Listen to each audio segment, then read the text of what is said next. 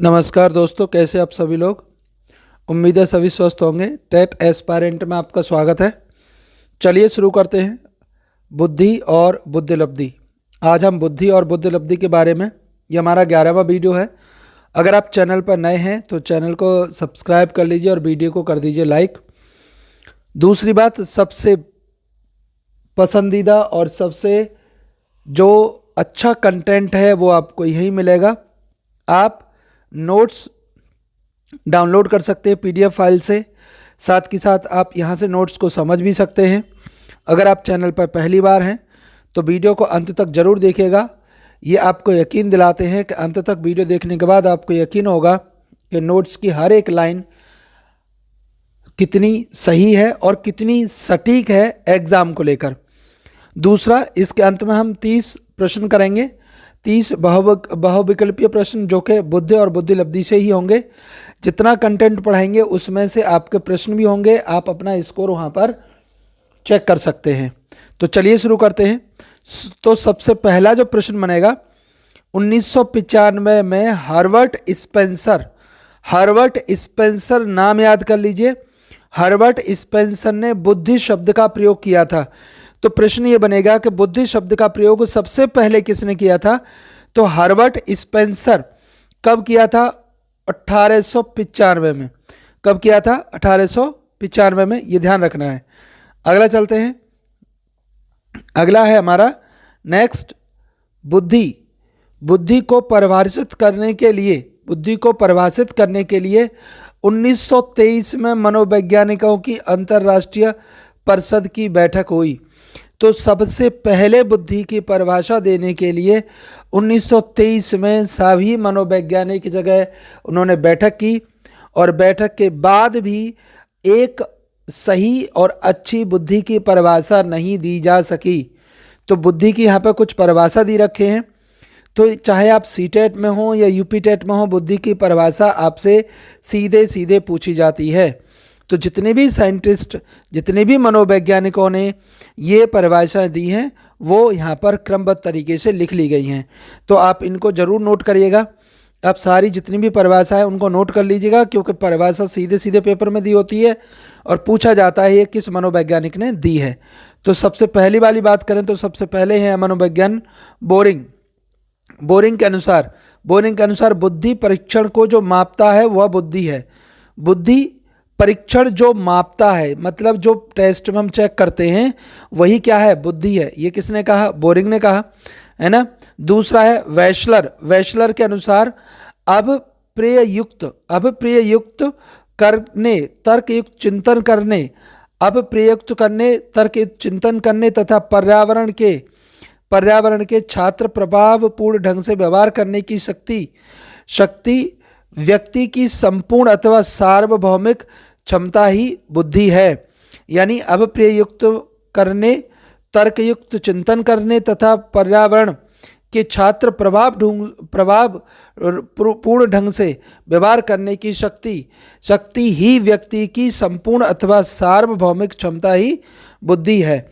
मतलब कोई भी व्यक्ति अपनी अभिप्रेययुक्त या चिंतन कैसे करता है, पर्यावरण के साथ सामंजस्य कैसे बिठाता है, वही क्या है? बुद्धि है। ये ध्यान रखिएगा। अगला चलते हैं। नेक्स्ट हमारा अगली परिभाषा दी है आपकी वुडवर्थ ने क्या कहा? बुद्धि कार्य करने की एक विधि है। बुद्धि क्या है? कार्य करने की विधि है। यूपी टेट में भी पूछा जाता है बुद्धि कार्य करने की विधि है, किसने कहा है? तो आपका उत्तर होना चाहिए वुडवर्थ। अगला है टर्मन के अनुसार बुद्धि अमूर्त विचारों के बारे में सोचने की योग्यता है।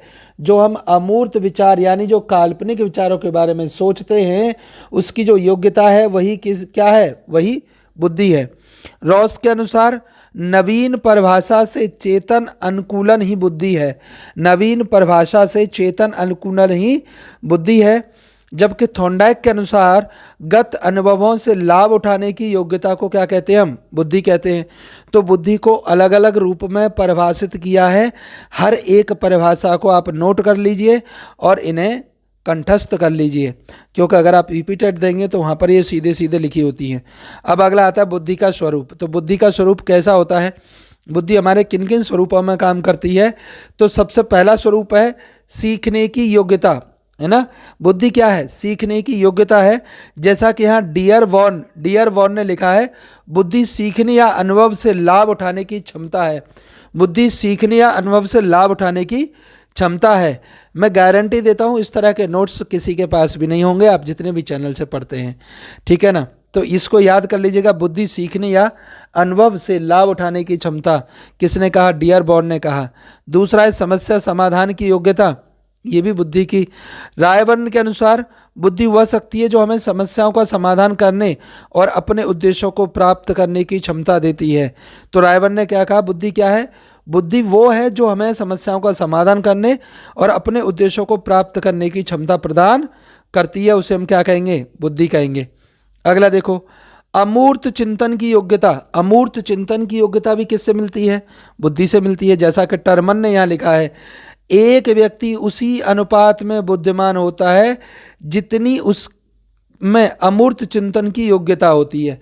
तो जो कोई जितना ज़्यादा अमूर्त चिंतन कर सकता है, व्यक्ति उतना ही ज़्यादा क्या होगा? विद्वान होगा, ये ध्यान रखना है। अब देखो, प्रत्येक व्यक्ति दो तरह का चिंतन करता है। कितने तरह का चिंतन करेगा? दो तरह का करेगा। एक होता है आपका मूर्त रूप से चिंतन और दूसरा होता है अमूर्त रूप से चिंतन। जब हम कॉन्क्रीट टाइप का सोच करते हैं, यानी कोई चीज़ देखकर उसके बारे में सोचते हैं, तो वो मूर्त चिंतन में आएगा। जबकि हम काल्पनिक सोचते हैं तो वो अमूर्त चिंतन में आता है, ये ध्यान रखना है। अगला हमें बुद्धि क्या सिखाती है? पर्यावरण से सामंजस्य की योग्यता। पर्यावरण से सामंजस्य की योग्यता। तो विलियम मस्टर ने कहा था, जीवन की परिस्थितियों और नवीन समस्याओं के में सामान्य मानसिक अनुकूलन ही बुद्धि है। यानी जीवन की परिस्थितियां और नवीन समस्याओं में सामान्य मानसिक अनुकूलन ही क्या है? बुद्धि है, ये ध्यान रखिएगा। अगला चलते हैं। देखिए, जीवन में सफलता और असफलता दोनों आती हैं। जो व्यक्ति दोनों में सामाजिकरण एवं सामंजस्य करते हुए विकास करता है, वही व्यक्ति क्या कहलाता है? बुद्धिमान व्यक्ति कहलाता है। बुद्धि की विशेषता क्या है? बुद्धि जन्मजात शक्ति होती है, यानी बुद्धि हमें पैदाइशी मिली होती है, पेरेंट्स से बुद्धि हमें मिली होती है। जॉनसन ने यहाँ तक माना है कि बुद्धि वंशानुगत होती है, जिस प्रकार लंबाई भी एक वंशानुगत होती है। हमारे माता पिता जैसे दिखते हैं या उनकी जो हाइट है वही हमारी हाइट होगी, वही क्या होगी? हमारी हाइट होगी, ऊंचाई हमारी होगी। सेम जैसी बुद्धि माता पिता में होगी, बच्चों में वैसी ही बुद्धि ट्रांसफर हो जाएगी। बुद्धि विकास के लिए एक उचित पर्यावरण की आवश्यकता होती है। अगर आपको बुद्धि विकास करना है या करवाना है तो उसके लिए आपको एक उचित पर्यावरण की आवश्यकता पड़ेगी।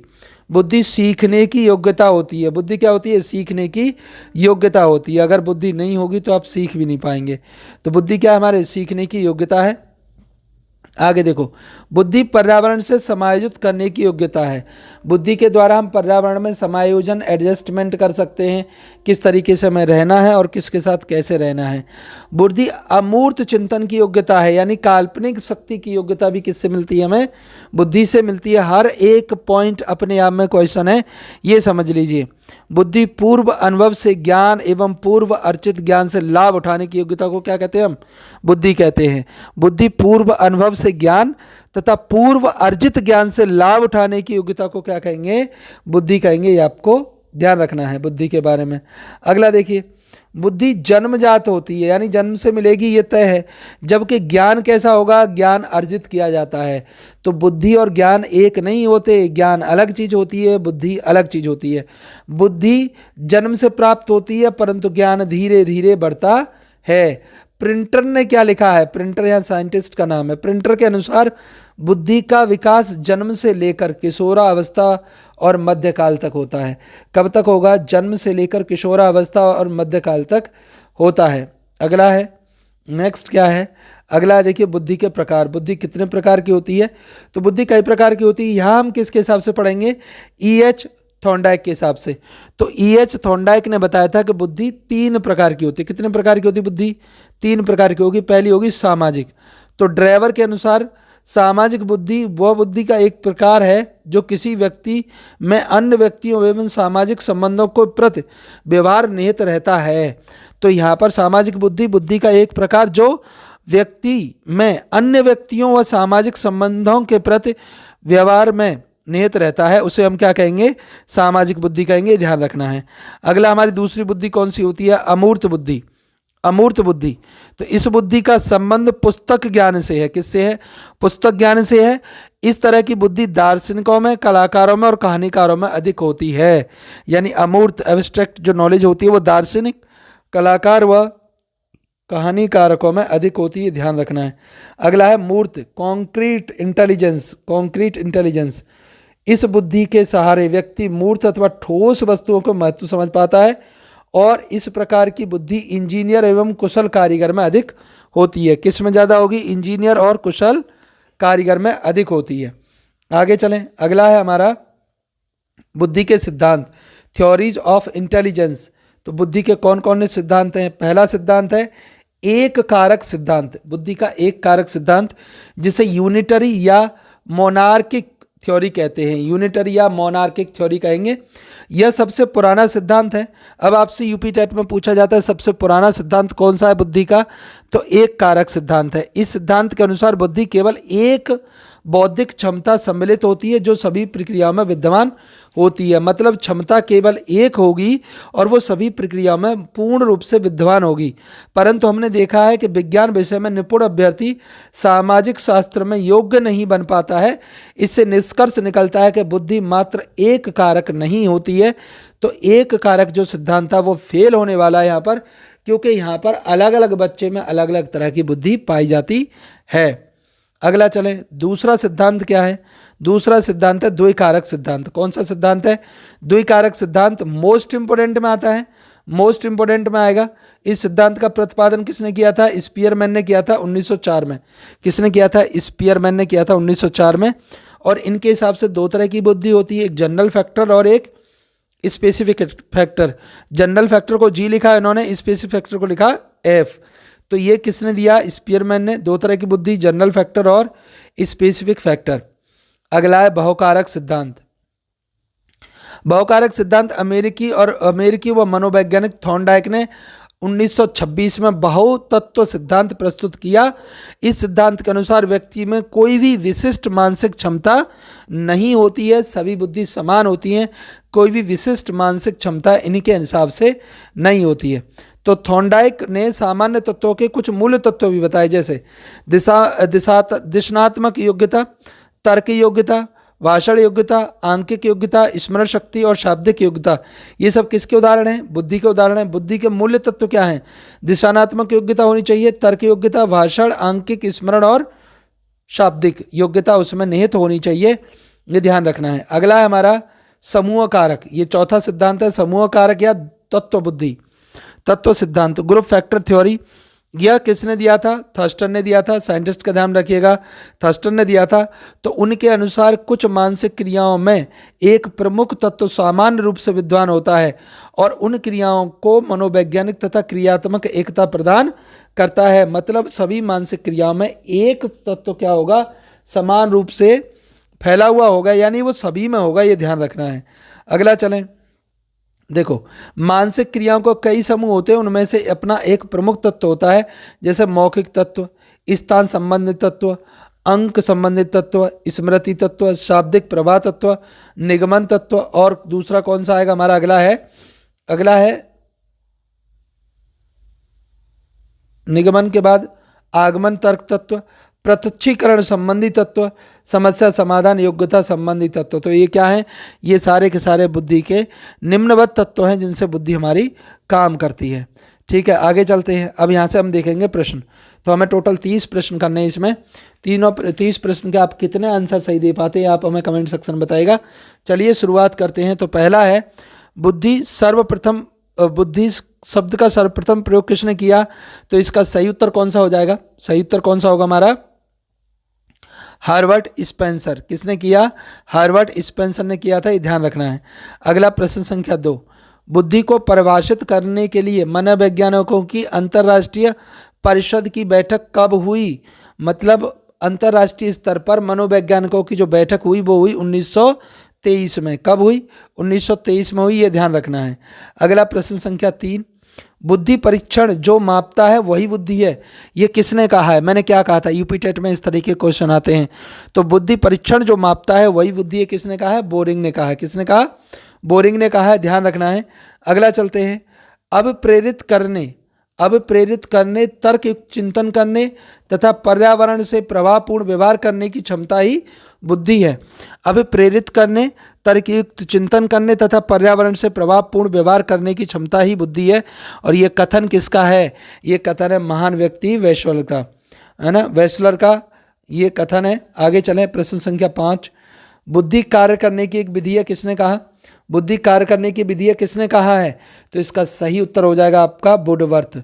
वुडवर्थ ने कहा कि बुद्धि जो होती है वो कार्य करने की एक विधि होती है। अगला, बुद्धि अमूर्त विचारों के बारे में सोचने की योग्यता है, ये किसने परिभाषित किया?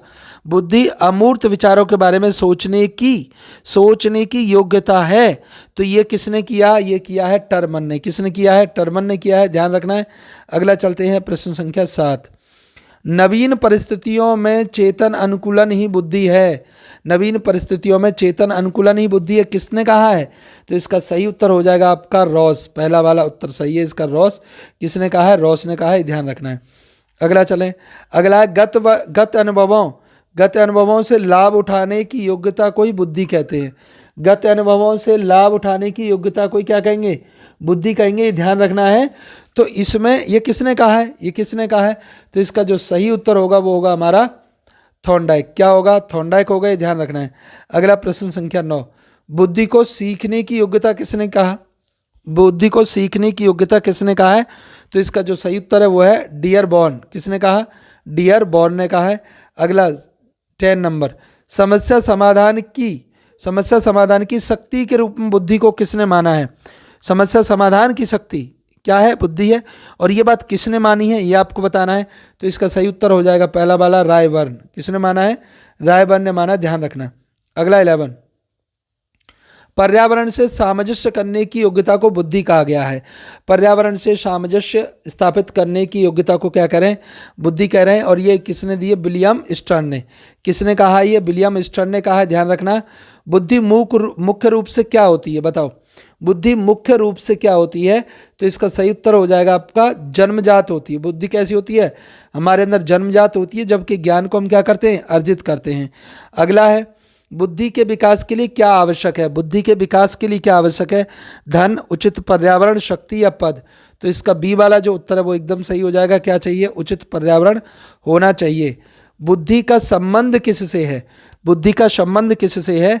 तो सीखने की योग्यता किससे होगा? सीखने की योग्यता से होगा। बच्चे ने कितना सीख लिया, यही बुद्धि का निर्धारण होगा। बुद्धि किस प्रकार के चिंतन से संबंधित है? बुद्धि किस प्रकार के चिंतन से संबंधित है? तो इसका सही उत्तर हो जाएगा मूर्त व अमूर्त, यानी दोनों। सी वाला उत्तर इसका एकदम सही है। सी वाला उत्तर एकदम सही है। अगला चलते हैं, प्रश्न संख्या 16। बुद्धि का विकास किस अवस्था तक होता है? बुद्धि का विकास किस अवस्था तक होगा? तो किशोरावस्था के मध्यकाल तक। कहाँ तक होगा बुद्धि का विकास? किशोरावस्था के मध्यकाल तक होगा। बी वाला ऑप्शन एकदम सही है। बुद्धि 3 प्रकार की होती है, किसने बताया? बुद्धि के 3 प्रकार किसने बताए थे? ये आपको बताना है। तो बुद्धि के 3 प्रकार बताए थे थॉर्नडाइक ने। किसने बताए थे? थॉर्नडाइक ने बताए थे 3 प्रकार। अगला, सामाजिक संबंधों में व्यवहार करने की क्षमता को क्या कहते हैं? सामाजिक संबंधों में व्यवहार करने की क्षमता को हम कहेंगे सामाजिक बुद्धि। क्या कहेंगे? सामाजिक बुद्धि कहेंगे। अति उत्तम। अगला चलते हैं, पुस्तक ज्ञान से संबंधित बुद्धि को क्या कहते हैं? पुस्तक ज्ञान से संबंधित है, तो पुस्तक ज्ञान से संबंधित जो बुद्धि होगी उसे कहेंगे अमूर्त बुद्धि। क्या कहेंगे? अमूर्त बुद्धि कहेंगे, ध्यान रखना है। अगला, ठोस वस्तुओं को समझने की क्षमता को क्या कहते हैं? ठोस वस्तुओं को समझने की क्षमता को हम क्या कहेंगे? तो इसका सही उत्तर हो जाएगा मूर्त बुद्धि। कौन सा होगा? मूर्त बुद्धि होगा, ये ध्यान रखना है। अगला, एक कारक सिद्धांत को और किस नाम से जाना जाता है? एक कारक सिद्धांत को और किस नाम से जाना जाएगा? मोनार्किक थ्योरी। कौन सा है? मोनार्किक थ्योरी। अगला चलें, प्रश्न संख्या 22। द्विकारक सिद्धांत किसने दिया था? जी और एस फैक्टर वाला किसने दिया था? तो इसका सही है आपका जो सही एकदम जेन्युइन उत्तर है वो आपका स्पीयरमैन। किसने दिया था? स्पीयरमैन ने दिया था, ध्यान रखिएगा। अगला, द्विकारक सिद्धांत किस वर्ष आया? द्विकारक सिद्धांत किस वर्ष दिया गया? तो जो इसका सही उत्तर है वो कौन सा है? 1904 में। कब दिया गया? 1904 में, ये ध्यान रखना। अगला है, जी फैक्टर का अर्थ क्या होता है? जी फैक्टर का अर्थ क्या होता है? तो जी फैक्टर का अर्थ होता है जनरल फैक्टर। क्या अर्थ होगा? जनरल फैक्टर अर्थ होता है जी फैक्टर, ठीक है ना। एफ फैक्टर ऐसे ही होता है, एफ फैक्टर भी होता है। चलिए आगे बताएंगे। अगला है आपका एस फैक्टर का अर्थ क्या है? एस फैक्टर का अर्थ क्या है? तो जो एस फैक्टर होता है उसका अर्थ क्या है? Specific factor. तो एस फैक्टर को क्या कह रहे हैं हम? स्पेसिफिक फैक्टर कह रहे हैं। अगला देखिए, बहुकारक सिद्धांत किसने दिया? बहुकारक सिद्धांत किसने दिया? तो थॉर्नडाइक ने बहुकारक सिद्धांत प्रतिपादित किया था। अगला चलिए, बहुकारक सिद्धांत किस वर्ष दिया गया? बहुकारक सिद्धांत किस वर्ष दिया गया? तो ए वाला 1904 में दिया गया। कब दिया गया? 1904 में। अगला है समूह कारक सिद्धांत किसने दिया? समूह कारक यानी ग्रुप में। तो ग्रुप में जो यहाँ पर सिद्धांत दिया था, ग्रुप में वो दिया था थर्स्टन ने। थर्स्टन ने सिद्धांत दिया था, ठीक। अगला चलें। अगला है थर्स्टन के सिद्धांत के अनुसार कौन सा तत्व शामिल है? थर्स्टन के सिद्धांत में कौन सा तत्व शामिल है? तो इसका सही जो उत्तर होगा उपरोक्त सभी, यानी मौखिक, स्मृति एवं अंक तत्व, ये सभी उसमें शामिल हैं, ध्यान रखना। अगला चलते प्रश्न संख्या 30 और अंतिम। बुद्धि का संबंध किससे होता है? तो बुद्धि का जो संबंध होता है वो अनुभव से लाभ उठाने में, समस्या समाधान में, पर्यावरण से समायोजन में या उपयुक्त सभी में संपन्न होता है। तो जहाँ तक उम्मीद है आपको ये 30 क्वेश्चन समझ में आ गए होंगे। बाकी नोट्स के लिए आप PDF डाउनलोड कर सकते हैं। और अगर आप चैनल पर नए आए तो चैनल को प्लीज़ लाइक और वीडियो को सब्सक्राइब ज़रूर करें, हम इसके आभारी रहेंगे, लेकिन मिलेंगे बहुत बाद में। चलिए तो ये वीडियो को अंत करते हैं। नमस्कार।